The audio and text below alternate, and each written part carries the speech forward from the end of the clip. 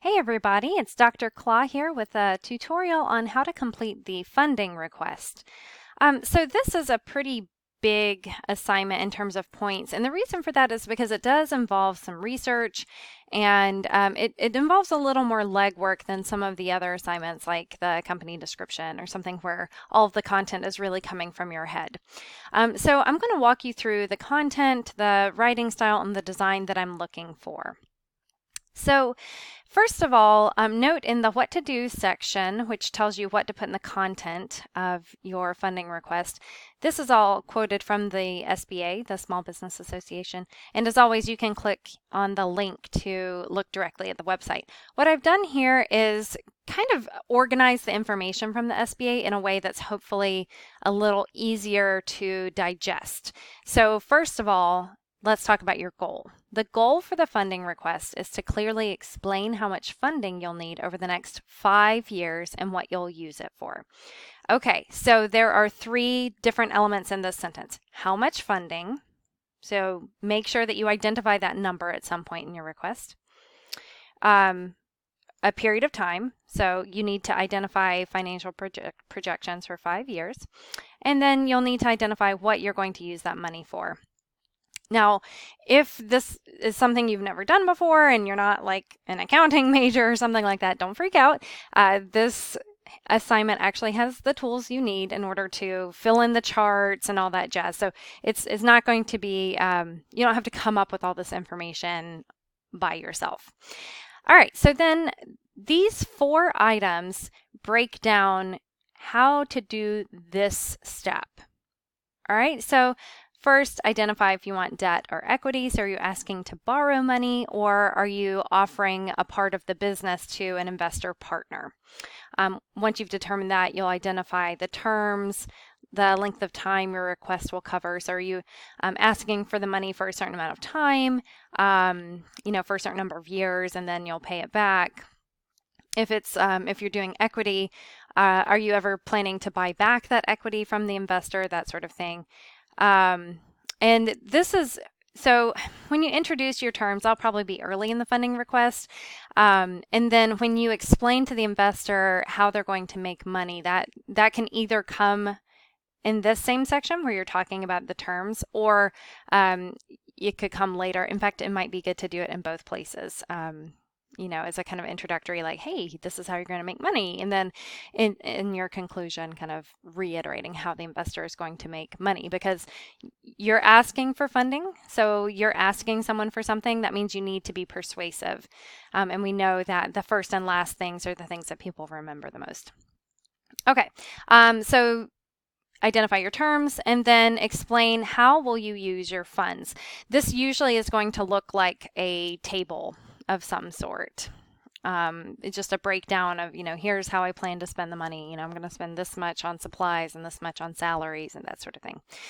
And I already mentioned this, but number 3 is, are you going to use on equipment, salaries, bills, and that sort of thing. And then include a description of your future strategic financial plans. And I mentioned that in my kind of overview of this section. So when are you going to pay off the debt? Or do you plan on selling your business at a certain point? So that's stuff that you would include in the funding request. Okay, so that was goal 1 of the funding request. And you see it's in bold here. And then this is goal 2, also in bold. Convince the reader that your business is stable and will be a financial success. And this is part of what's going to make it an appealing investment for an investor. So this is an important step to include in your funding request. All right, so most of you will be starting a business fresh, so you'll be treating it like a startup, but some of you might be imagining that your business is already established, in which case you would want to include income statements, balance sheets, and cash flow statements for the last 3 to 5 years. So that sort of depends on how long your business has been around.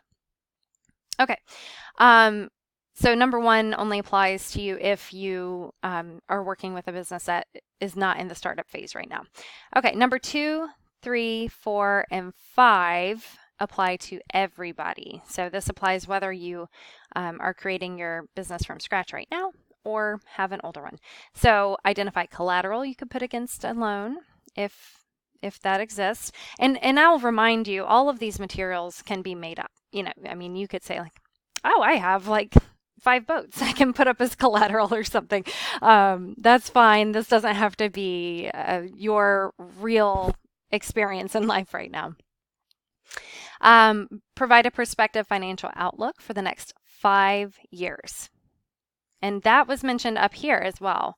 Well, maybe it wasn't up there. But yeah, so when it talks about future strategic financial plans, here's the specifics of that. 5 years. You'll include your forecasted income statements, which again, there's going to be a little table chart for you to fill out. So don't freak out if this is something that sounds really confusing right now. You'll include balance sheets, cash flow statements, capital expenditure budgets, pretty much all of this information. There are charts for it on the SBA site. And then for your first year, be even more specific and use at a minimum quarterly projections. You can do monthly if you want. And then explain your projections. And so in that first year, for a lot of businesses, you're not going to see a lot of profit. You'll probably be in the red, but you'll want to think through kind of how you expect your projected income to rise over the first year quarterly. And then once you move into years 2 through 5, you can go just annually. And then finally, this is a great place to use graphs and charts to tell the financial story of your business. And if you don't know how to use graphs and charts, there are a lot of great tutorials online that can show you how to use these tools in Word and Excel and just a lot of the simple programs that you use daily, and maybe you just don't know about these tools. So it's worth checking out a little tutorial and see if that can help you figure out how to do it, because that can really jazz up your design. And I'll talk more about design after we do writing.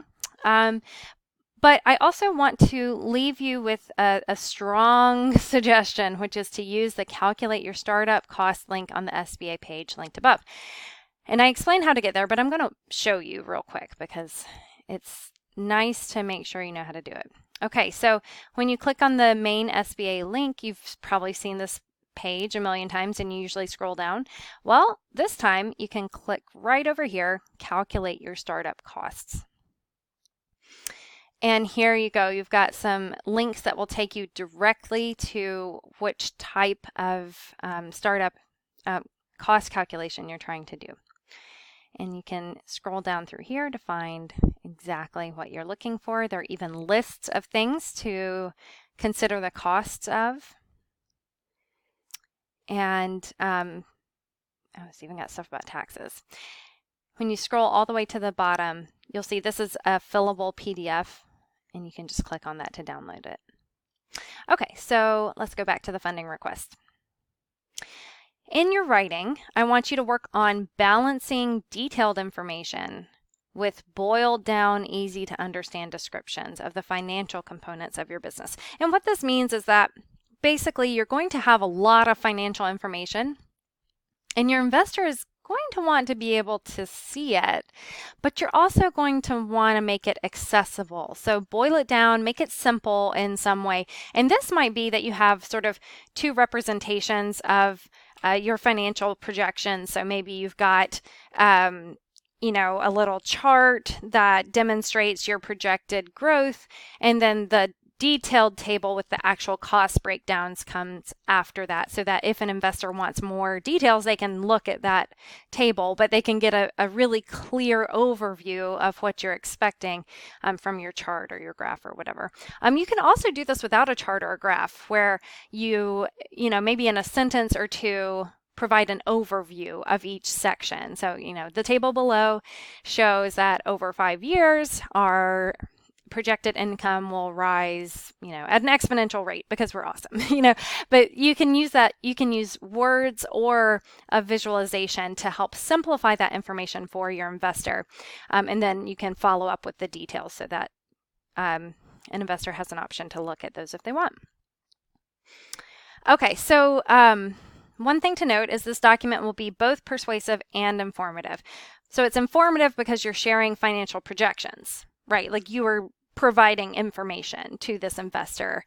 But you also want to convince the investor that investing in your business is a good and profitable idea. So you want to balance this information and persuasion, and as always, maintain ethical communication through being honest and acknowledging any potential problems and how you plan to address those. That's going to be a much stronger persuasion than if you kind of gloss over or omit any problems that might be obvious to an investor.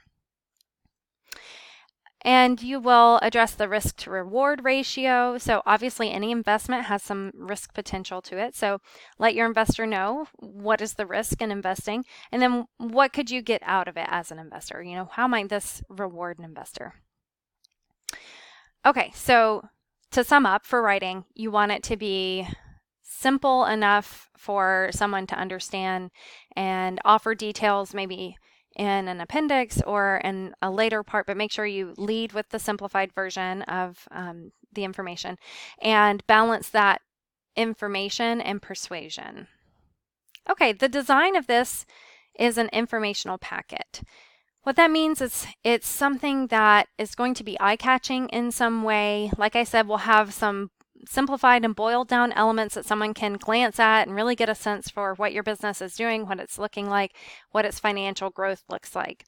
I'm going to post some tools on design on Canva, on Canvas. Sorry, one of the design sites is called Canva, and I will post some information about that on Yellowdig.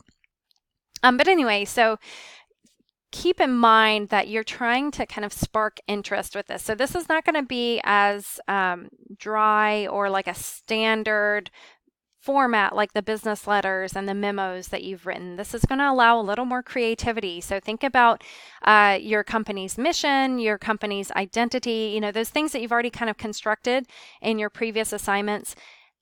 How would your company advertise itself to an investor? Now, these are not marketing materials. They're informational packets, but they should work with the persona that you've created for your business. So if your business is selling, you know, surfboards, then it's probably going to have a kind of more laid back and casual vibe to it. Whereas if your business is offering investment advice, it's probably going to have a little bit of a more formal setup to it, both in terms of tone and any visuals that it includes. So do think about the identity of your business as you're figuring out how you're going to pitch it to investors in this informational packet.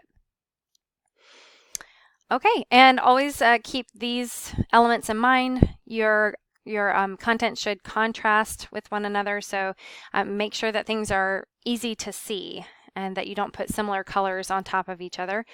You should repeat elements throughout, so use the same fonts throughout, use the same types of headings throughout, use alignment consistently to set off sections and information, and proximity, so group like things together. Try not to spread similar things throughout the document, but group them so that people can find the information they need. And why are you doing this? So you need the skill of being able to break things down into their kind of core components, figure out their cost, and you'll need to be able to ask people for money. This is an essential part of any job, you know, whether you're asking for a raise or really just asking for anything. It's important to practice that skill and to think about it in terms of what we've talked about with networking before. So you're not just asking someone for something, but you're also offering them something. And so this also shows you how to value yourself and your work as well. Okay, and then as always, there's the rubric down here. So be sure to look through that before you submit and make sure that you're hitting as many of the items in the excellent column as possible. And I'll go ahead and post this on Yellowdig, so feel free to comment with any questions you have and tag me with the @ symbol.